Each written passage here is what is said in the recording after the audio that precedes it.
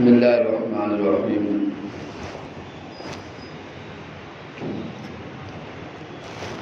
الحمد للہ وحدہ والصلاة والسلام علی اشرف الانبیاء والمرسلین الحمد للہ الذی انزل التوراۃ علی موسیٰ والانجیل علی عیسیٰ والزبور علی داؤد والفرقان علی محمد صلی اللہ علیہ وسلم اما بعد فاعوذ باللہ من الشیطان الرجیم بسم اللہ الرحمن الرحیم وَلْتَكُن مِّنكُمْ أُمَّةٌ يَدْعُونَ إِلَى الْخَيْرِ وَيَأْمُرُونَ بِالْمَعْرُوفِ وَيَنْهَوْنَ عَنِ الْمُنكَرِ وَأُولَٰئِكَ هُمُ الْمُفْلِحُونَ وفي مقام آخر والمؤمنون والمؤمنات بعضهم أولياء بعض يأمرون بالمعروف وينهون عن المنكر ويقيمون الصلاة ويؤتون الزكاة ويطيعون الله ورسوله أولئك سيرحمهم الله إن الله عزيز حكيم وقال النبي صلى الله عليه وسلم ألا وإن ربي داعي وإنه سائلي هل بلغت فأقول يا ربي قد بلغت فليبلغ الشاهد الغائب أو كما قال النبي صلى الله عليه وسلم۔ میرے محترم بزرگوں دوستو، آج کا تقریباً 11واں روزہ ہے اور اس سیرت کی قسط بھی 11 نمبر قسط آج ہماری چل رہی ہے۔ عرب کے احوال سے لے کر ابرہہ کے حالات سے لے کر بنی ہاشم ہے، بنی عبد المطلب ہے، عبداللہ کا خاندان ہے، اسی طرح نبی کے لیے مبشرات ہے، نبی کے لیے معشرات ہے، معشرات کہتے ہیں اشاروں کو، اور ایسے ہی حلیمہ کی آغوش ہے، ایسے ہی نبی کا بچپن ہے، اور اللہ کے نبی صلی اللہ علیہ وسلم کی اسماء مبارکہ کے فضائل اور برکات، یہاں تک ہم پہنچے تھے کہ ختیجہ سے نکاح ہوا اور اس کے بعد تاج نبوت محمد مصطفیٰ صلی اللہ علیہ وسلم کے سر پر سجایا گیا۔ بہر کیف اللہ کے نبی صلی اللہ علیہ وسلم، اور کوئی بھی نبی دنیا میں کیوں نہ آئے، جتنے نبی آتے ہیں ہر نبی رسول نہیں ہوتا، ہر نبی رسول نہیں ہوتا، لیکن ایک قاعدہ کلیہ ہے کہ ہر رسول نبی ضرور ہوتا ہے۔ جتنے نبی ہیں وہ رسول نہیں ہے، جن کو شریعت ملی ہو یا کوئی کتاب ملی ہو، لیکن ہر رسول نبی ضرور ہوتا ہے۔ اسی لیے موسیٰ علیہ السلام کے بھائی ہارون علیہ السلام یہ نبی تو ہے لیکن رسول نہیں ہے، اور موسیٰ علیہ السلام جو ان کے بھائی ہے وہ وقت کے نبی بھی ہے اور وقت کے رسول بھی ہے۔ تو رسالت اور نبوت دونوں یکجا ہوتی ہے، لیکن رسالت کے ساتھ ساتھ اللہ تعالیٰ کوئی کتاب یا تو شریعت بھی دیتے ہیں۔ ایسے ہی جناب رسول اللہ صلی اللہ علیہ وسلم کو جب نبوت ملی ہے اور اللہ نے یہ ذمہ داری اللہ کے نبی کے ذمہ سونپی ہے، تو جب اقرأ باسم ربک الذی خلق یہ ابتدائی آیات اتر رہی ہے تو علماء فرماتے ہیں کہ اللہ نے نبی محمد مصطفیٰ کو بنا دیا صلی اللہ علیہ وسلم، لیکن اس کے بعد جو آیات چند دنوں کے بعد اتری ہے، یا ایھا المدثر قم فانذر وربک فکبر وثیابک فطہر والرجز فاہجر، جب یہ آیات اتری ہے تو اللہ تعالیٰ نے پھر اللہ کے نبی کو رسول بھی بنا دیا ہے، یعنی آپ اٹھیے اور لوگوں کو ڈرائیے، جو نبی بشیر ہوتا ہے وہ نذیر بھی ہوتا ہے۔ تو بہر کیف اللہ تعالیٰ نے نبوت بھی دی ہے اور رسالت بھی محمد مصطفیٰ کو دی ہے۔ 1,24,000 نبی آئے ہیں۔ علامہ قرطبی رحمۃ اللہ علیہ وکلم اللہ موسیٰ تکلیما اس کی تفسیر میں لکھتے ہیں کہ 2,64,000 نبی دنیا میں آئے ہیں، بہر کیف 1.25 لاکھ ہو یا 2,64,000 ہو، ان 1.25 لاکھ نبیوں کے اندر 313 رسول اللہ نے پیدا فرمائے اور 5 اولو العزم پیغمبر اللہ تعالیٰ نے عطا فرمائے کہ حضرت ابراہیم علیہ السلام ہیں، ایسے ہی حضرت عیسیٰ علیہ السلام ہیں، حضرت موسیٰ علیہ السلام ہیں، اور حضرت نوح علیہ السلام ہیں، اور حضرت محمد مصطفیٰ صلی اللہ علیہ وسلم ہیں۔ 5 اولو العزم پیغمبر پیدا ہوئے اور اس میں ایک اللہ نے نبی ایسا بنایا جو نبیوں کا بھی نبی، جس کو کائنات کی سرداری کا تاج تو ملا ہے۔ قل یا ایھا الناس انی رسول اللہ الیکم جمیعا، اے نبی جی آپ لوگوں سے اعلان کر کے کہیے، یا ایھا الناس، لوگوں سنو، انی رسول اللہ الیکم جمیعا، میں پوری کائنات کا رسول بنا کر بھیجا گیا ہوں، اور کافۃ للناس بشیرا و نذیرا، پوری کائنات کی انسانیت کے لیے اللہ نے رہبر اور اللہ تعالی نبی چن کر محمد مصطفیٰ صلی اللہ علیہ وسلم کو بھیجا۔ اب جو نبوت مل گئی ہے تو دنیا میں وہ اقوام جو ایک خدا کو نہیں ہزاروں خداؤں کو مانتی ہے، دنیا میں ایسی بھی قومیں ہیں جو 360 سے زیادہ 36 کوٹی خداؤں کو مانتی ہے، اور پتہ نہیں کتنے خدا ہے۔ اللہ کی حفاظت فرمائے۔ اللہ کا شکر ہے کہ اللہ نے ایک معبود کا تعارف اور پہچان مجھے آپ کو کروا دیا۔ اگر بندہ جینے کے ساتھ ساتھ اللہ فرماتے ہیں اطلبنی تجدنی، میرے بندے ایک مجھے پالے، ان وجدتنی وجدت کل شیء، اگر ایک میں تیرا تو سب کچھ تیرا، لیکن وَإِن فُتَّنِي فَاتَكَ كُلَّ شَيْءٍ، اگر ایک میں نہ مل سکا پھر قارون کے خزانے تیرے ہو، فرعون کی دولت تیری ہو، ذوالقرنین کا لشکر تیرا ہو، شداد کی تو جنت بنا لے، لوگ تجھے سلام کرتے ہو، عزتوں کی تو بلندی پر ہو، ڈگریوں کا تو مالک ہو، تجوریاں سارے سونے چاندی کا مال سے بھری پڑی ہو، آرائش آسائش کی چیزیں قدموں میں پڑی ہو، لیکن ایک اللہ نہ مل سکا، چاہے مریخ پر جاؤ، عطارد پر جاؤ، چاہے جوہری پر جاؤ، چاہے چاند تاروں پر جاؤ، چاہے ستاروں کو کھینچ کر قدموں میں لے کر آؤ، لیکن ایک اللہ نہ مل سکا تو فُتَّنِي فَاتَكَ كُلَّ شَيْءٍ، انسان دنیا آخرت میں ناکام ہو جائے گا۔ تو اللہ تعالیٰ نے پوری کائنات کا تعارف کروانے کے لیے اللہ نے ایک رہبر محمد مصطفیٰ صلی اللہ علیہ وسلم کی شکل میں مجھے آپ کے پاس بھیجا۔ اب جب نبوت ملی ہے اور جب نبی بنے گئے تو ذمہ داری ملتی ہے انسانوں کو، یخرج الناس من الظلمات الى النور، کہ لوگوں کو گندگیوں سے نکالنا چاہیے کی طرف، برائیوں سے نکالنا چاہیے کی طرف، اور پستی سے نکالنا بلندیوں کی طرف، اندھیروں سے نکالنا اجالے کی طرف، یہ نبی کی ذمہ داری ہوتی ہے۔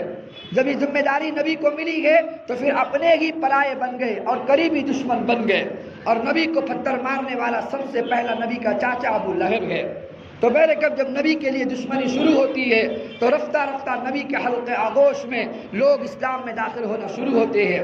سب سے پہلے ایمان لانے والے خدیجۃ الکبریٰ عورتوں میں ہیں، اور بچوں میں ایمان لانے والے زید بن حارثہ وہ علی مرتضیٰ ہے، غلاموں میں ایمان لانے والے وہ زید بن حارثہ ہے، اور بڑوں میں ایمان لانے ابوبکر صدیق رضی اللہ عنہ ہے۔ اور کل آپ کے سامنے مختصر سیرت ابوبکر صدیق کی رکھی گئی تھی، انشاءاللہ زندگی باقی رہی، یہ سلسلے نبوت کے بعد خلفاء راشدہ آپ کے سامنے رکھنا ہے، اس میں انشاءاللہ سیرت ابوبکر صدیق آپ کے سامنے کھل کر آئے گی۔ تو بہرکیف صدیق نے سب کچھ نبی کے لیے نچھاور کیا، حتیٰ کہ نبی کے لیے کوڑے پڑے گئے اور مار کھا رہے گئے، اور نبی سے پہلے وہ دودھ کا جام پینا صدیق پسند نہیں کر رہے، جو کل آپ کے سامنے بیان ہوا۔ اتنی قربانی صدیق کے لیے دے رہے ہیں، صدیق نبی کے لیے دے رہے ہیں۔ اشارہ نبی کا ملتا ہے 40,000 دینار کا مالک نبی کے اشارے پہ سب کچھ قربان کر رہا ہے۔ اللہ کے نبی کے صحابی ابوبکر گزر رہے ہیں، اللہ کے نبی محمد مصطفیٰ صلی اللہ علیہ وسلم گزر رہے ہیں، ادھر بلال حبشی کو کوڑے پڑ رہے تھے، نبی کو رونا آ گیا، نبی کی آنکھوں کو دیکھ کر صدیق اشارہ سمجھ گئے کہ نبی کے اشارہ کر رہے کہ ان کو آزاد کرو۔ اللہ کے نبی صلی اللہ علیہ وسلم کے اشارہ ملنے پر صدیق گھر گئے ہیں، دولت لائی ہے اور امیہ کو دولت دی ہے اور بلال حبشی کو غلامی سے آزاد کیا ہے۔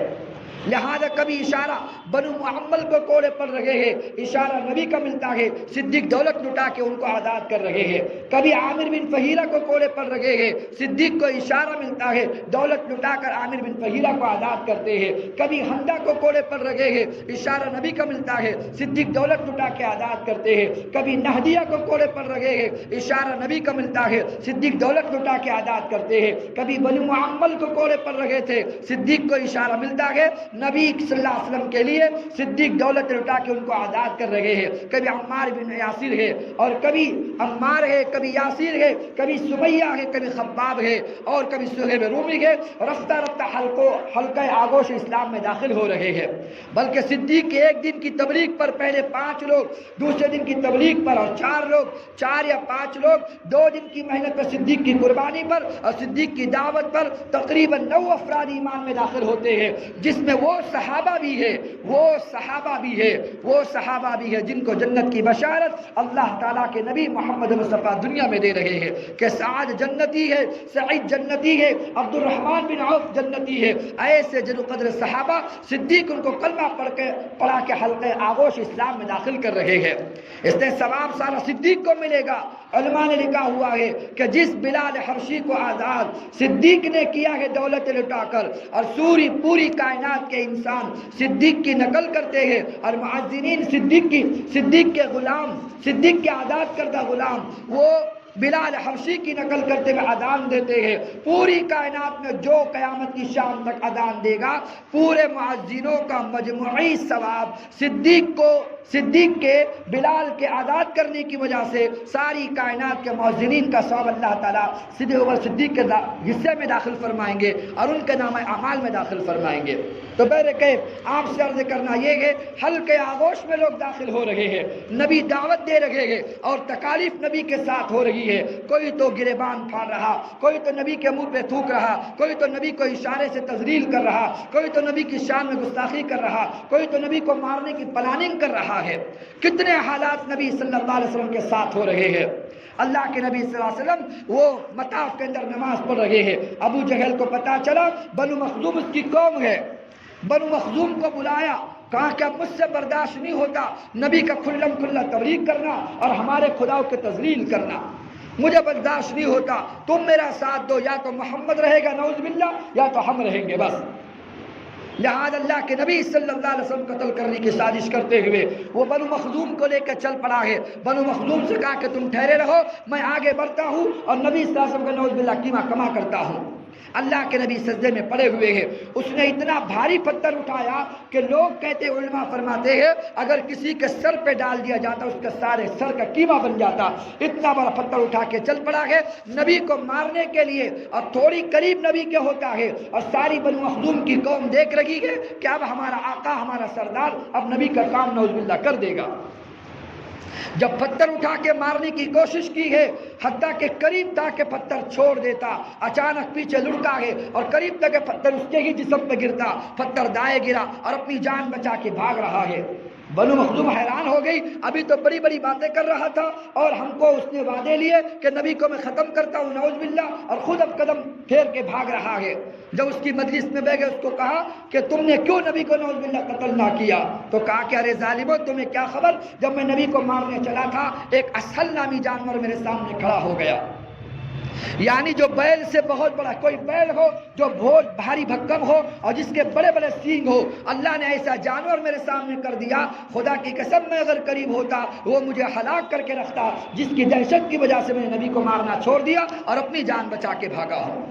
لیکن قسم اٹھائی کہ کل میں نبی کو نعوذ باللہ نہیں چھوڑوں گا۔ پھر بنو مخزوم کو تسلی دی کہ میں کل نبی کو دیکھ لوں گا۔ پھر چلتے چلاتے نبی صلی اللہ علیہ وسلم کی عادت شریفہ تھی، وہ حتیم میں اور مطاف میں اللہ کے نبی صلی اللہ علیہ وسلم نماز کو ادا کیا کرتے تھے اور اپنی عبادت میں لگے رہا کرتے تھے۔ جو بھی نبی کی عبادت تھی اللہ کے نبی عبادت میں لگے ہوئے ہیں، اور ملت ابراہیم پر اللہ کے نبی صلی اللہ علیہ وسلم نمازیں پڑھا کرتے تھے۔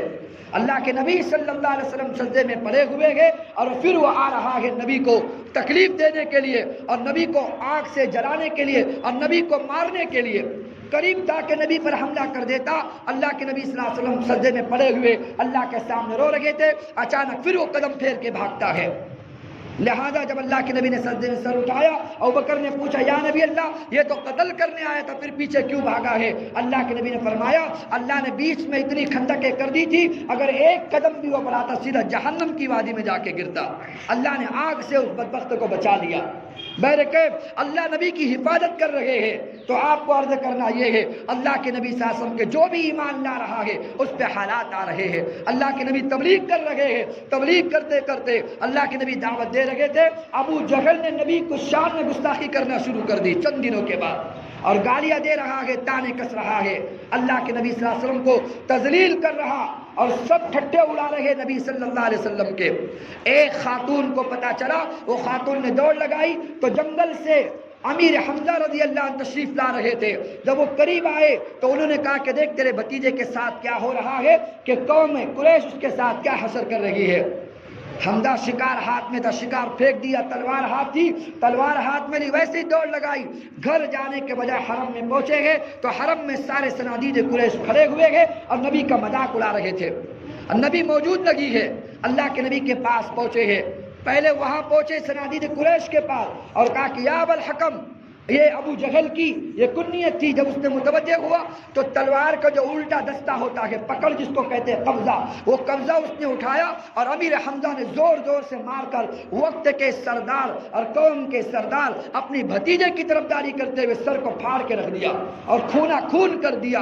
جب قوم بڑی گئی حمزہ کو مارنے کے لیے تو بڑا عقلمند بھی تھا، بڑا عقلمند بھی تھا، اس نے قوم کو روکا کہ نہ مارو، میری غلطی ہے کہ میں نے اس کے بھتیجے کو برا بھلا کہا ہے اور میں دیکھو کل سے تیرے بھتیجے کچھ نہیں کہوں گا۔ امیر حمزہ کو تسلی دی۔ امیر حمزہ غم زدہ کہ میرے بھتیجے کا نہ باپ ہے نہ ماں ہے، اگر میں نے بھی ساتھ نہ دیا تو میرے بھتیجے کا کون ساتھ دے گا۔ امیر حمزہ اس خوشخبری کو دینے کے لیے چل پڑے گے اللہ کے نبی کے در پر کہ میں جا کے بتاؤں کہ میں نے دیکھو آپ کے دشمن کا میں نے بدلہ لے لیا ہے۔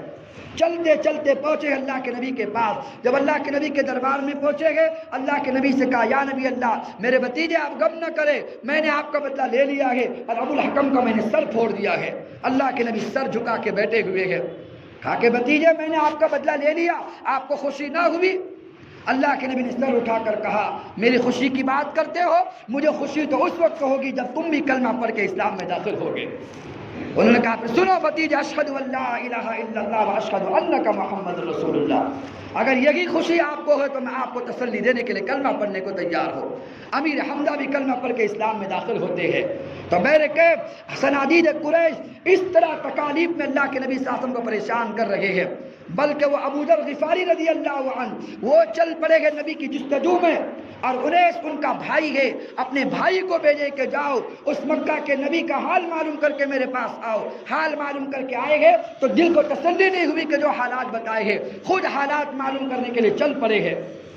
اور انیس وہ ہے جو بڑا شاعر تھا، بڑا شاعر، بڑے بڑے مقابلے ہوتے تو انیس ابو ذر کا بھائی وہ بازی مار جایا کرتا تھا، لہذا انیس کو بھیجا، تسلی نہ ہوئی، خود ابو ذر غفاری چل پڑے ہیں۔ لہذا 20 دن تک نبی کا تلاش کرتے رہے، نبی کا پتہ تلاش کرتے رہے، لیکن نبی سے کسی وجہ سے ملاقات نہ ہو سکی، کیونکہ ماحول ایسا تھا جس کو پتہ چلتا کہ یہ قریش والوں کو پتہ چلتا کہ کوئی نبی سے ملنے آیا ہے، کوئی کلمہ پڑھنے آیا ہے، اس پر بھی وہی حالات ٹوٹتے جو بلال حبشی پہ، جو خباب ابن عرد پر، جو سمیہ پر، کبھی یاسیر پر اور کبھی بنو معمل پر گزر رہے ہیں، وہ سارے حالات اس کو دوچار ہونا پڑتا تھا۔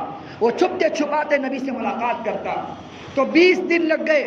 21ویں دن ابو ذر غفاری فرماتے ہیں، آپ نے جو فضائل اعمال میں پڑھا ہے وہ ایک الگ طرح کا واقعہ ہے، ایک الگ قسم کا واقعہ ہے، ایک الگ اس کی حیت ہے، لیکن آپ کو بڑی بڑی تفاصیر سے آپ کے سامنے رکھ رہا ہوں۔ ابو ذر غفاری پہنچے گے اور حرم مکہ میں کعبۃ اللہ کے پاس بیٹھے ہیں نبی کا انتظار کرتے ہوئے کہ کیسے نبی سے ملاقات ہوگی۔ اچانک دیکھا اصاف اور نائلہ جو دو بت ہے، ایک ہوتا تھا وہ صفا پر، دوسرا مروہ پر، دونوں بت ہے، دونوں بت کے سامنے دو عورتیں آئی ہے، ایک اس طرف ایک اس طرف۔ عورت نے کیا کیا، اس کے اوپر پوجا کرنی شروع کی، پہلے اس کو چوما، اس کو بوسہ دیا اور اس سے لاڑ و پیار کیا، اس کی عبادت کی۔ ابو ذر غفاری اس اصاف اور نائلہ کو جانتے تھے، اس کے تذکرے سن رکھے تھے، تو ابو ذر غفاری ہنس پڑے۔ تو وہ نائلہ اور اصاف جن کی پرستش خواتین کر رہی تھی، انہوں نے پوچھا تم ہنسے کیوں ہو ہمارے معبود کو دیکھ کر، کیا تم ان معبود کو نہیں مانتے؟ کہا کہ میں ان معبودوں کو نہیں مانتا۔ کہا کہ کیوں؟ کہا کہ یہ اصاف اور نائلہ یہ بدبخت انسان تھے جنہوں نے کعبۃ اللہ میں جا کر زنا کیا تھا، اللہ کا عذاب اترا، اللہ نے دونوں کو پتھر کا بنا دیا، انہی پتھروں کو اٹھا کر لوگوں نے عبادت کرنی شروع کر دی ہے۔ بات سمجھ آ رہی ہے؟ آپ کی عقل کہاں ماری جاتی ہے؟ جو زنا کی سزا کے طور پر اللہ کا عذاب آیا تھا اور اس عذاب کی وجہ سے دونوں مارے گئے تھے اور پتھر بنے ہوئے تھے، انہی کے بت اٹھا کے رکھ دیے گئے اور بعد میں انہی کے سامنے سجدہ شروع کر دیا گیا۔ ابو ذر غفاری فرماتے ان دونوں کو تو میں جانتا ہوں، یہ دونوں بدکار تھے اور تم نے ان کو خدا بنا لیا کہ تم جیسے عقل کہیں کسی کی ماری نہ گئی ہو۔ وہ دونوں دوڑتی گئی مکہ کے اندر اور کہا کہ کوئی ہے جو مکہ کے اندر ہمارے خدا کی تذلیل کر رہا ہے، ایک تو محمد تھا، ایک تو صدیق تھا، لیکن کوئی اور بھی ہے جو محمد کا کلمہ پڑھ رہا ہے شاید۔ ساری قوم چل پڑی ہے۔ اس سے پہلے کائنات کے سردار صدیق اکبر دونوں داخل ہو رہے تھے حرم کے اندر، تو دیکھا اس عورت کے آواز کو کہ کوئی ہے جو خدا کی تذلیل کر رہا ہے۔ نبی نے کے کان میں آواز پڑی کہ کوئی خدا کو برا بول رہا ہے، اگر خدا کو برا بول رہا ہے تو پھر میرے خدا کو اچھا کہہ رہا ہوگا۔ یہی بات ہے نا۔ اللہ کے نبی جلدی تلاش میں نکلے، ابو ذر غفاری بیٹھے ہوئے تھے۔ کہا کہ ہاں کہاں سے آئے ہو؟ کہا کہ میں محمد مصطفیٰ کی تلاش میں آیا ہوں۔ نبی نے یہ نہیں کہا کہ میں ہی نبی محمد مصطفیٰ صلی اللہ علیہ وسلم ہوں، کل آپ مل لینا، کل میں آپ کی ملاقات کرا دوں۔ ابو بکر صدیق نے فرمایا۔ لہذا ایک مکان بتایا گیا، اسی صفا اور مروہ کے درمیان ایک مکان تھا جس کو دار ارقم کہا جاتا تھا۔ اب تو وہ مسجد نبی کی توسیع ہو گئی ہے، اس میں سارے صفا مروہ بھی آ گیا ہے اور سارے وہ گھیرے میں آ چکا ہے، تو اس کو بھی توڑ دیا گیا ہے۔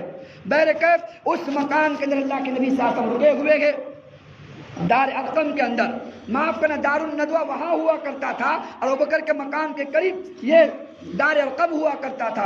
دار ارقم میں اللہ کے نبی صلی اللہ علیہ وسلم ٹھہرے ہوئے ہیں، لہذا کل ابو ذر غفاری جاتے ہیں اور نبی کے ہاتھ میں کلمہ پڑھ کے اسلام میں داخل ہوتے ہیں۔ لیکن وہ ابو ذر غفاری رضی اللہ عنہ ایسے صحابی بنے، اللہ کے نبی سے کہا کہ جو دعوت آپ دے رہے ہیں وہ دعوت میں بھی دینا چاہتا ہوں، اگر یہ حق ہے تو انکار کی کیا گنجائش ہے۔ پھر انہوں نے بھی جا کے اعلان کیا ہے، اور ان کے ساتھ بھی وہی حشر ہوا جو اوروں کے ساتھ ہوا کرتا تھا، جو آپ پڑھ چکے ہیں۔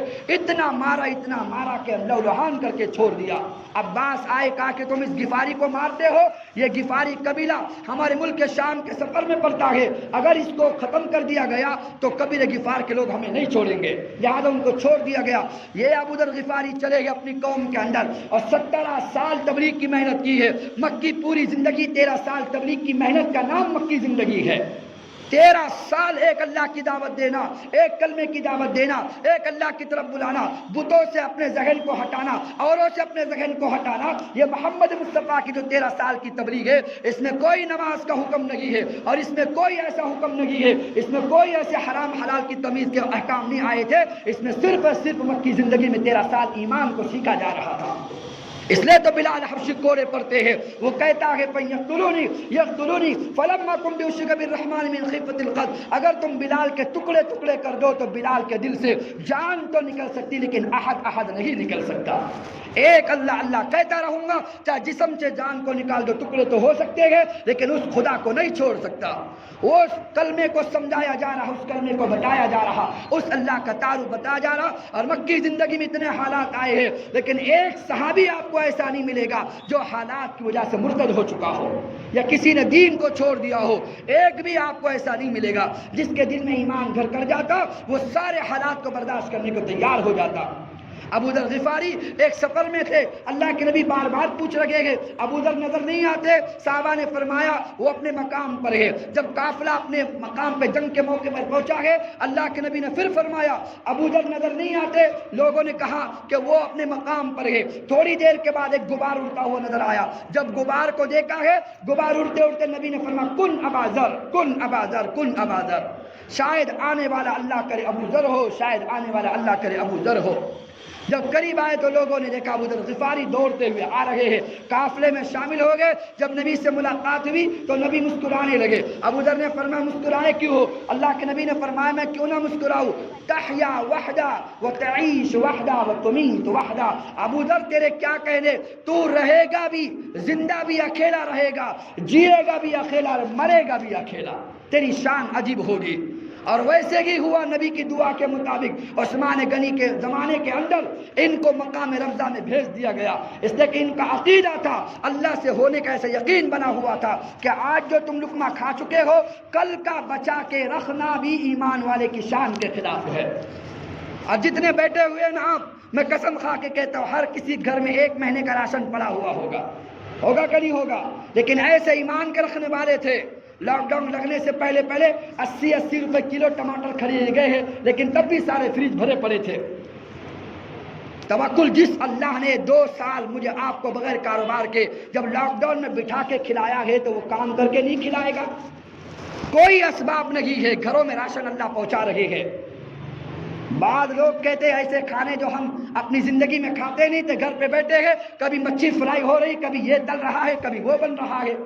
ایسی غذائیں اللہ نے لاک ڈاؤن میں بیٹھ کے کھلائی ہے تو اللہ نہیں کھلا سکتا؟ اس یقین کو بنانے کی 13 سال محنت تھی کہ جو ہوتا ہے اللہ کے کرنے سے، اللہ کے ہونے سے ہوتا ہے۔ ابو ذر غفاری رضی اللہ عنہ کو کہہ دیا، ابو ذر کا یقین اور ایمان اور عقیدہ تھا کہ جو آج کا کھانا کھلے شام کا کھانا بچا کے رکھے تو میں اس کو ایمان والا نہیں کہتا، جس اللہ نے صبح کا انتظام کیا وہی اللہ شام کا بھی انتظام کرے گا۔ یہ تقوی کا اعلیٰ معیار ہوتا ہے۔ اس اللہ کے نبی بیٹھے ہوئے ہیں، جبرائیل سامنے کھڑے تھے، اللہ کے نبی نے یوں مسکرا کے پوچھا ابو ذر کو جانتے ہو؟ جبرائیل ہنسنے لگے، یا نبی اللہ میں کیا، آسمان کا کوئی فرشتہ ایسا نہیں ہے جو ابو ذر کو نہ جانتا ہو۔ کہا کہ کس وجہ سے؟ کہا کہ دن میں 5 مرتبہ یا 7 مرتبہ ساری کائنات کے انسان دعا کرتے کہ اللہ مجھے جنت دے دے، لیکن روزانہ جنت 3 مرتبہ دعا کرتے اللہ مجھے ابو ذر عطا فرما دے۔ ایسا ایمان والا۔ اس لیے جب فاطمہ کا جنازہ اٹھ رہا ہے، فاطمہ نے کہا تھا کہ یاد رکھنا میرے جنازے میں کسی کو شامل نہ کرنا۔ ساری زندگی فاطمہ کو کسی نے نہ دیکھا ہے، مرنے کے بعد بھی فاطمہ کا جنازہ کوئی دیکھ نہ سکے۔ 2 بچے ہیں اور علی مرتضیٰ، 2 پہیوں کو ابو علی مرتضیٰ نے پکڑا ہوا تھا، ایک پہیے کو امام حسن نے، دوسرے پہیے کو امام حسین نے پکڑا ہے۔ 4 پہیے ہوتے ہیں لیکن 3 افراد لے کے چل رہے ہیں۔ جنازہ چلتے چلتے آتا ہے تو رات کے موقع پر اللہ ابو ذر غفاری کو بھیجتے ہیں۔ ایسی حیا والا ہے، ایسے تقوی والا ہے، اگر تجھے فاطمہ کے جنازے میں بھیجا جائے تو کوئی اس میں قباحت کی بات نہیں ہو سکتی۔ ایسا متقی پرہیزگار آدمی، یہی آدمی کو اللہ نے بھیجا ہے۔ اور علی کو دیکھ کر اور ایک چوتھا کندھا لیا ہے، جنازہ چل کے جاتا ہے، اور چل کر جب رکھا گیا تو ادھر فاطمہ کا شوہر علی مرتضیٰ سے شیر رو رہا ہے، ادھر حسن حسین جیسے معصوم بچے مچھلی کی طرح، جیسے مچھلی بغیر پانی کی طرف دی ہے، یہ بچے معصوم بچے ماں کی جدائی میں رو رہے تھے۔ ان کے رونے کو دیکھ کر ابو ذر سے برداشت نہ ہوا۔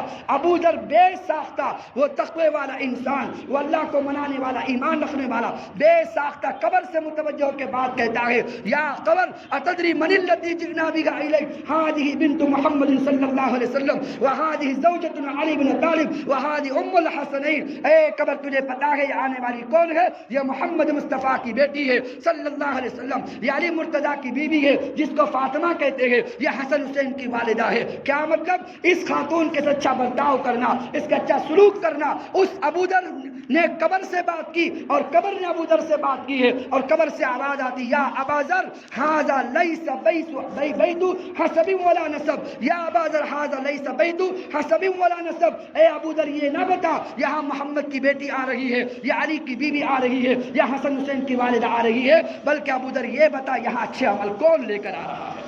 یہاں عمل جس کے اچھے ہو گئے اس کی آخرت سے ہوگی۔ اس سے نبی فرمایا کرتے، اگر اپنی بیٹی سے کہا، یا فاطمہ انک لا تدرنی ان اباک محمد، اے بیٹی فاطمہ یہ گمان نہ کرنا کہ تیرا باپ کائنات کا سردار ہے، میں محمد بھی میدان میں سے میں فاطمہ تجھے ایک نیکی دینے تیار نہیں ہوں گا۔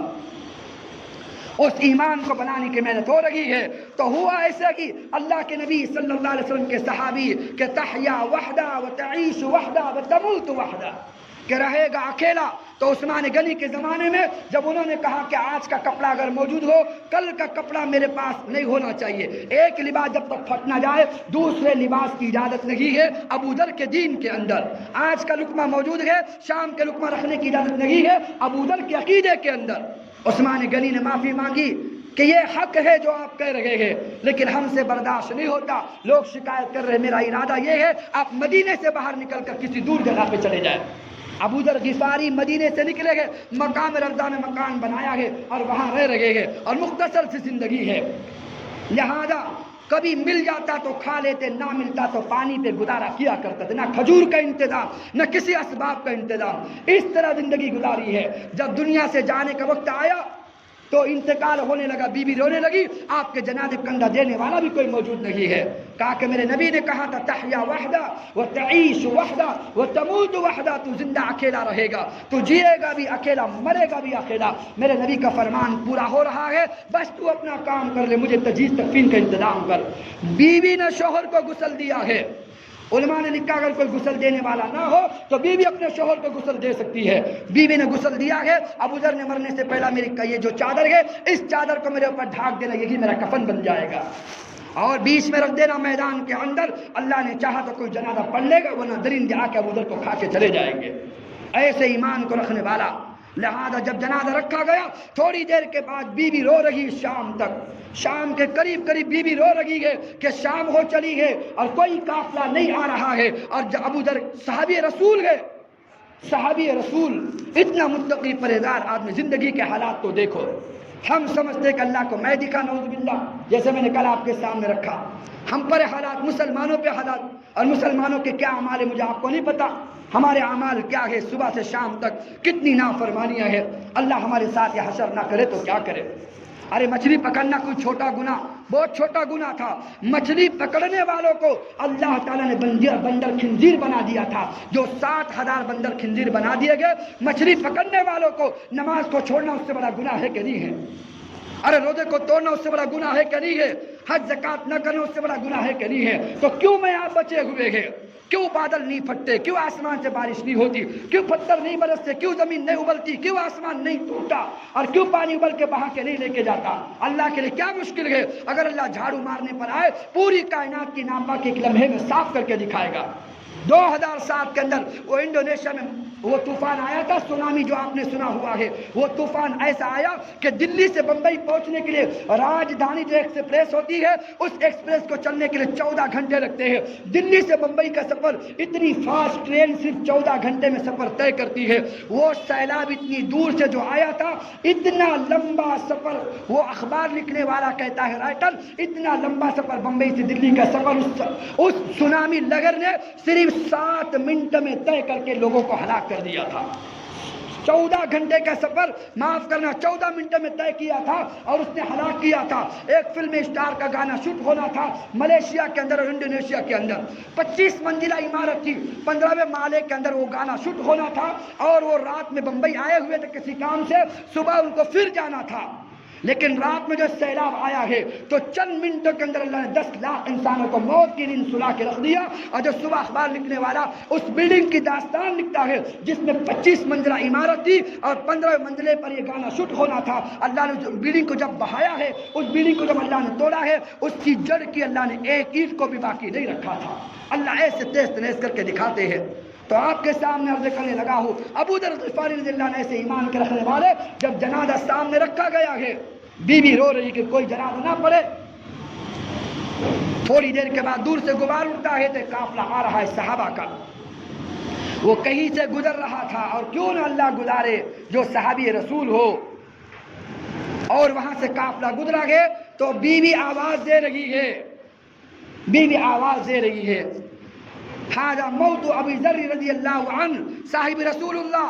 اور یہ جنازہ ہے محمد مصطفیٰ کے صحابی ابو ذر کا. کوئی پڑھ اور اپنی قسمت آزما لے اور اپنے آپ کو اللہ کے سامنے کامیاب بنائے. روتے روتے آگے بڑھتے ہیں. بعض روایت کے مطابق عبداللہ بن مسعود رضی اللہ عنہ آتے ہیں اور کہنے لگے، ابو ذر میں نے سنا تو تیرے نبی سے، میرے نبی سے، کہ تحیا وحدہ تعیش وحدہ وتموت وحدہ، تو پیدا بھی اکیلا ہوگا، رہے گا اکیلا، مرے گا بھی اکیلا. آج نبی کی پیشن گوئی اللہ نے پوری کر دی. تو دوستو بتانا مقصود یہ ہے، وہ حالات نبی صلی اللہ علیہ وسلم پر ہو رہے ہیں، جگہ جگہ سے حالات، لیکن کوئی ایک آپ کو ایسا نہیں ملے گا جو کوڑے کھا کر ایمان چھوڑا ہو، جو آگ پہ تپ پر ایمان چھوڑا ہو، جو ریت پر لٹا کر ایمان چھوڑا ہو، جس کو شہید کر دیا گیا اس نے ایمان چھوڑا ہو، جس پہ حالات کے پہاڑ توڑے گئے اس نے ایمان چھوڑا ہو. ایک آپ کو نہیں ملے گا. ایسے حالات میں بلایا جاتا ہے عرب کے سردار کو کہ بہت ہو گیا، تم جاؤ ادھر محمد قرآن پڑھتے گئے، تم بعد میں جا کے قصے کہانی پڑھو تاکہ لوگ اس کے قرآن کو سن کر کلمہ نہ پڑھے، تمہارے قصے کہانی سنتے رہے. نضر بن حارث آتا ہے کہ میں بہت بڑا شہ سوار ہوں اور مجھے قصے کہانی اچھے آتے ہیں، میں فصیح اللسان ہوں، میں جا کے قصے کہانی سناتا ہوں. جہاں محمد کلام پڑھے گا اس کے بعد میں قصے کہانی شروع کروں گا تاکہ محمد کے کلام کو چھوڑ کر لوگ میرے قصے کہانی سنیں. 1 دن گزرا، 2 دن گزرا، 3 دن گزرا، 7 دن کے بعد کوئی مجمع حاضر نہ ہوتا تھا. جھوٹ تو جھوٹ ہوتا ہے، سچ تو سچ ہوتا ہے. جو وہاں آتے ہیں بیٹھے یہی ہوتے، لیکن کلمہ محمد کا پڑھ کے وہاں سے جاتے تھے کیونکہ قرآن کی آواز محمد مصطفیٰ کی پہنچ رہی ہوتی تھی. اس نے مجلس ختم کر دیا، کہیں میں بٹھا کے سب کو کلمہ نہ پڑھا دوں. تو یہ دین تو وہ ہے، اسلام تو وہ ہے، وہ تو پھل پھول کر رہے گا، اس کو کوئی روک نہیں سکتا.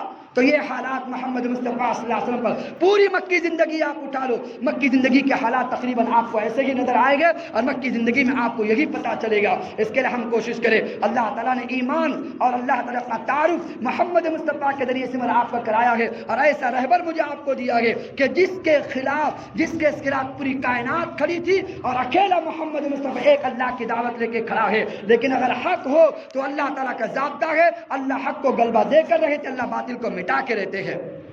آخری بات آپ کے سامنے رکھوں، نجحت المجالس تقریباً کتاب ہے، قرۃ الواعدین، ملتا ہے کہ اللہ کے نبی صلی اللہ علیہ وسلم گزر رہے تھے، ابو جہل بھی پاس آتا ہے اور ابو جہل نے پاس آ کر کہا اگر تو سچا نبی ہے تو ایک کام یہ کر لے، یہ پتھر جو پڑا ہے میں چند سوالات اس سے کرتا ہوں، وہ سوال کے جواب دے دے، میں تیرا کلمہ پڑھنے کو تیار ہوں۔ اللہ کے نبی صلی اللہ علیہ وسلم نے کہا پوچھو۔ اس بدبخت نے پہلا سوال ابو جہل نے کیا، یہ بتاؤ آسمان زیادہ مضبوط ہے زمین زیادہ مضبوط ہے کہ آسمان زیادہ مضبوط ہے؟ اللہ کے نبی نے کہا زمین چھوٹی آسمان بڑا، آسمان زیادہ طاقتور ہے زمین اس کے بنسبت کمزور ہے۔ اس نے دوسرا سوال کیا بتاؤ کہ پتھر زیادہ مضبوط ہے کہ تمہارا خدا زیادہ مضبوط ہے؟ اللہ کے نبی نے کہا پتھر کو پیدا اللہ نے کیا ہے، پتھر مخلوق ہوئی ہے، بنانے والا خالق ہے، تو خالق مضبوط ہوتا ہے مخلوق کمزور ہوتی ہے۔ پتھر کمزور ہے، میرا بنانے والا خدا پوری کائنات سے بڑا طاقتور ہے۔ پھر ابو جہل نے اپنے مطلب کی بات کی، اگر تیرا خدا طاقتور ہے اس سے کہے کہ پتھر کے دو ٹکڑے ہو، اس میں سے کوئی پرندہ زندہ نکلے جس کی چونچ میں کوئی ورقہ پرچہ ہو، اگر تیری نبوت کی گواہی پرندہ دے دے تو میں تجھ پہ کلمہ پڑھنے کو تیار ہوں۔ اللہ کے نبی نے سر نیچے کر لیا، کیونکہ نبی معجزات دکھایا نہیں کرتے، اولیاء کرامات دکھایا نہیں کرتے۔ آری بات سمجھ میں؟ اولیاء کرامات نہیں دکھایا کرتے، لوگ سمجھتے ہیں یہ عالم ہے ابھی تک کرامت نہ دکھی، یہ ولی ہے اس کی کرامت نہ دکھی، اور لوگ دھوکے میں پڑے ہوئے ہیں۔ میں سچ بات آپ کے سامنے رکھ رہا ہوں، یہ دکن کا علاقہ حیدرآباد کا بہت دور کا علاقہ نہیں ہے، اور رات میں مسافر مسجد میں آتا ہے، مسجد میں 1,00,000 روپے اس نے امام مسجد کے پاس دی، جلدی کی بات ہے، امام مسجد کے پاس دیے، کہا کہ 1,00,000 میرے رکھو، میں مسافر ہوں اور چند سالوں کی بات ہوگی، مجھے سفر پہ جانا ہے، آپ امام ہو، آپ امانت دار ہوتے ہو، میں آپ کے پاس دیتا ہوں، کل میں لے کے چلا جاؤں گا۔ جب 1,00,000 لے کے گھر میں پہنچے ہیں، بیگم کے پاس دیے، رات میں سونے لگے، بیگم کی آنکھوں میں 1,00,000 تو دکھ رہے نا۔ بیگم نے شوہر کے کان بھرے، آپ کی تنخواہ کتنی ہے؟ 4,000 5,000، 1,00,000 کمانے سال تو لگے گا کم سے کم، اگر چل کے آیا ہے تو کیوں نہ ہم کچھ سازش کریں۔ عورت کے بہکائے میں وقت کا امام آ گیا، مسجد کا امام آ گیا، کہا کہ کیا کرے؟ کہا کہ اس کو قتل کرتے ہیں، اور باہر نکلے میاں بیوی اور عالم دین نے اس مسافر کو قتل کیا ہے، مارا بھی ایسا کوئی نشان نہ چھوڑا، منہ دبا کے مارا ہوگا، گلا دبا کے مارا ہوگا، وہ مر گیا۔ صبح ہوئی، امام مسجد نے خود فجر میں اعلان کیا، ایک مسافر آئے تھے ان کا انتقال ہو گیا، رو رہے امام صاحب۔ آری بات سمجھ میں آپ کے؟ لہذا دعا ہوئی، جنازے کی نماز کے لیے اس کا انتظام ہو رہا ہے۔ جب اٹھاتے ہیں مسجد سے باہر نکالنے کے لیے تاکہ ان کو غسل دیا جائے، تو جنازہ اپنی جگہ سے ہلنے کو تیار نہیں ہے۔ بہت کوشش کی، بڑے بڑے پہلوان اٹھاتے لیکن نہیں ہلتا۔ لہذا امام مسجد کو لوگوں نے کہا کہ آپ بھی ہاتھ لگائیں، امام مسجد کا ہاتھ لگنا تھا، جنازہ فوراً اٹھ جاتا ہے، لوگ سمجھے ہمارا امام بڑا پہنچا ہوا ہے۔ ساری بات سمجھ میں؟ یہاں تک کوئی آپ کو پہنچانا تھا، آپ کا امام بڑا پہنچا ہوا ہے، اس کے ہاتھ لگے، کرامت دیکھو، اور ایک کرامت ظاہر ہوئی ہے، لہذا اٹھا کے تختے میں رکھا گیا، اس کو غسل دیا گیا، اس کو تجہیز تکفین کا انتظام کیا گیا۔ جب ڈولی میں رکھا گیا، جنازہ اٹھانے کا نمبر آتا ہے، پوری بستی کوشش کرتی لیکن جنازہ زمین سے اٹھنے کو تیار نہیں ہوتا۔ چند افراد نے دیکھا کہ حضرت آپ کا ہاتھ لگا تھا تو اٹھا تھا مردہ، تو جنازہ اگر آپ کا ہاتھ لگ جائے تو وہ بھی اٹھ جائے گا۔ امام مسجد نے سوچا کہ اوہو، وہ تو رات کے حالات اللہ کو پتا تھے۔ آج بات سمجھ میں آ رہی ہے آپ کے؟ امام مسجد نے سوچا اس سے اچھا موقع نہیں ہوگا کہ تیر مارنے کا، کہ امام مسجد میں کوئی اللہ والا آدمی ہے، لہذا امام مسجد نے ہاتھ لگایا، حقیقت میں جنازہ اٹھ جاتا ہے، لوگ کندھوں پر لے کے چلتے ہیں، سارے علاقے میں چرچے ہو رہے ہیں کہ امام مسجد اتنا بڑا ولی آدمی ہے، اتنا بڑا ولی آدمی ہے۔ جنازے کو جیسے تیسے رکھا گیا، جب وہاں اتارا گیا ہے، قبر تیار ہو چکی ہے، اور قبر کے اندر جو قبر کھودنے والے باہر آتے ہیں اور جو اتارنے والے اترے ہوئے ہیں، اب جنازے کو یہاں سے اٹھاتے ہیں وہاں دینے کے لیے، تو جنازہ یہاں سے وہاں تک اٹھنے کو تیار نہیں ہوتا۔ لہذا لوگ حیرت میں ہے، تو بعض لوگوں نے تاڑ لیا تھا کہ ہاں ہاتھ لگنے سے جنازہ زمین سے اٹھا تھا، ہاتھ لگنے پر جنازہ وہ زمین سے اٹھ کر کندھوں پہ چلا تھا، تو کیوں نہ ڈولی سے اٹھا کر اس کو قبر میں رکھا جائے۔ امام مسجد اگر آپ آ جائے، لگتا ہے آپ کی کرامت، آپ کی برکتوں سے یہ ظہور ہو رہا ہے۔ امام مسجد بھی خوش ہو گیا، اندر اترا ہے، لوگوں نے اٹھا کر باڈی امام مسجد کے ہاتھ میں دی ہے، جو ہی جنازہ اس کے ہاتھ میں آیا ہے، پورے لوگوں نے منظر کو دیکھا ہوا ہے۔ آپ میرے ساتھ آؤ تو میں آپ کو کتاب کھول کے دکھاؤں گا۔ پورے لوگوں نے دکن کے علاقے میں منظر دیکھا ہے، امام مسجد نے جنازہ ہاتھ میں لیا اور اس کے قدم زمین میں دھسنا شروع ہوتے ہیں، حتیٰ کہ کمر تک دھس جاتا ہے۔ لوگ کہتے ہیں آپ کی کرامت تو یہ ہے، آپ کے ہاتھ لگنے کی برکت سے وہ باڈی زمین سے اٹھی، آپ کے ہاتھ لگنے کی برکت سے جنازہ زمین سے اٹھا، آپ کے ہاتھ لگنے کی برکت قبر میں جنازہ گیا ہے، آپ زمین میں کیوں دس رہے ہو؟ اس نے کہا لوگوں سن لو، میں نے جھوٹ آپ سے کہا تھا، یہ جو مردہ ہے یہ مردہ نہیں بلکہ اس کو میں نے خود ہی قتل کیا تھا، میں نے اس کو وہاں قتل کیا، اللہ نے ناراض ہو کے مجھے یہاں قتل کرنے کا فیصلہ کر دیا۔ لوگوں نے دیکھا اس مردے کے ساتھ اللہ نے اس عالم دین کو زندہ دفن کر دیا۔ اللہ کے لیے کیا مشکل ہے؟ تو نبی اور ولی کوئی کرامت نہیں دکھایا کرتا۔ اللہ کے نبی صلی اللہ علیہ وسلم چہرہ جھکا کے کھڑے ہیں، جبرائیل دوڑ کر آتے، یا نبی اللہ آپ غم نہ کرے، آپ گھبرائے نہیں۔ ایک نبی گزرا ہے جس کو لوگ خلیل اللہ کہتے ہیں، ایک نبی گزرا جس کو لوگ کلیم اللہ کہتے ہیں۔ کلیم اللہ اللہ سے باتیں کیا کرتے تھے، خلیل اللہ اللہ سے مانگ لیا کرتے تھے۔ اے نبی جی آپ تو حبیب اللہ ہو، آپ کو مانگنے کی ضرورت نہیں ہے، اللہ آپ کے دل کے حال کو بھی عرشوں سے جانتا ہے، لہذا اللہ نے مجھے بھیجا ہے اور نبی آپ کو حکم دیا ہے۔ اللہ نے مجھ سے کہا ہے کہ جو بدبخت کہتا ہے کہ پتھر سے کوئی پرندہ زندہ نکلے، اس کی چونچ میں کوئی ورقہ پرچہ ہو جس میں تمہاری نبوت کی گواہی اگر ہو تو میں کلمہ پڑھوں گا۔ اللہ نے مجھ سے کہا جبرائیل سے، اللہ نے کہا جبرائیل کہنے لگے کہ مجھ سے اللہ نے کہا ہے اے نبی آپ انگلی کا اشارہ پتھر کی طرف کرے، اشارہ کرنا کام آپ کا ہے، خدا عرشوں سے اپنی قدرت کے نظارہ دکھائے گا، اللہ اپنی قدرت کے نظارے تم کو دکھائے گا۔ نبی نے انگلی کا اشارہ کیا ہے، وہاں موسیٰ کو لاٹھی مارنی پڑتی ہے، ادھر نبی کو اشارہ کرنا پڑتا ہے، وہاں ابراہیم کو ہاتھ اٹھانے پڑتے ہیں، ادھر نبی انگلی کا اشارہ پتھر کی طرف کر رہے ہیں۔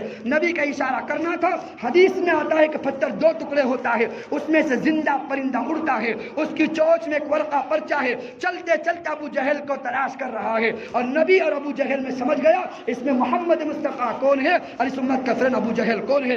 چلتے چلتے ابو جہل کے پاس آتا ہے اور چونچ کا ورقہ اٹھا کے ابو جہل کے ہاتھ میں دیتا ہے۔ ابو جہل جب پرچی کھولتا ہے وہ پرچی کو زمین پہ پھینکتا ہے کہ کلمہ نہ پڑھنا پڑے اور دوڑ لگاتا ہے۔ جب نبی نے پرچہ اٹھایا تو اس پہ لکھا تھا لا الہ الا اللہ محمد رسول اللہ صلی اللہ علیہ وسلم۔ اس نبی کی نبوت کے ڈنکے اور اللہ کی وحدانیت کے ڈنکے مکی کی 13 سال کی زندگی میں ہوئے ہیں۔ انشاءاللہ زندگی باقی رہی، آئندہ سیرت آپ کے سامنے انشاءاللہ بیان ہوگی۔ دعا کریں ہم اللہ سے مل کر، خصوصاً اللہ بڑائی سے بچائے، اللہ تعالیٰ مجھے آپ کو تکبر سے بچائے۔ یہ نبی کی سیرت بیان کرنا میری آپ کی سعادت مندی ہے کہ ہم نبی کا کلمہ، نبی کا نام، نبی پر درود شریف، نبی کا تذکرہ کر رہے ہو تو عرشوں پہ اگر کسی کے بچے کی کوئی تعریف کر رہا ہو تب آپ کو خوشی ہوتی کہ نہیں ہوتی ہے؟ پوری کائنات کا سب سے بڑا کون ہے؟ حبیب اللہ ہے۔ اس کے تذکرے کرنے کے بعد عرشوں پر محمد کے خدا کو تسلی نہیں ہوگی کہ میرا کوئی بندہ ہو یا میرے کوئی بندے ہو، اللہ کے نبی کے تذکرے ہو رہے یا سن رہے ہو، اللہ کو بڑی خوشی ہو رہی ہوگی۔ تو اللہ اس کو نظر بد سے بھی بچائے اور اس جو آج کی 11ویں قسط ہے اس کو تکمیل تک پہنچانے کا اللہ ہمیں بھی توفیق دے اور آپ کو بھی یہاں آنے کی توفیق دے، اور دعا کرے اس میں جو غلطی کو اللہ اس کو معاف فرمائے، اور جو کچھ ہو رہا ہے اس کو قابلیت سے زیادہ قبولیت کے درجے پہ پہنچا کر آخرت کا ذخیرہ میرے لیے آپ کے لیے بنائے۔ اللہ مجھے آپ کو عمل کی توفیق نصیب فرمائے۔ دعا کریں انشاءاللہ۔ بسم اللہ الرحمن الرحیم، الحمد للہ رب العالمین، ربنا ظلمنا انفسنا وان لم تغفر لنا وترحمنا لنكن من الخاسرین، ربنا آتنا فی الدنیا حسنہ وفی الآخرۃ حسنہ وقنا عذاب النار، ربنا لا تزغ قلوبنا بعد إذ هديتنا وهب لنا من لدنك رحمة إنك أنت الوهاب، سبحانك لا علم لنا إلا ما علمتنا إنك أنت العليم الحكيم، سبحانك لا علم لنا إلا ما علمتنا إنك أنت العليم الحكيم، ربنا لا تؤاخذنا إن نسينا أو أخطأنا، ربنا ولا تحمل علينا إصرا كما حملته على الذين من قبلنا، ربنا ولا تحملنا ما لا طاقة لنا به، واعف عنا واغفر لنا وارحمنا أنت مولانا فانصرنا على القوم الكافرين،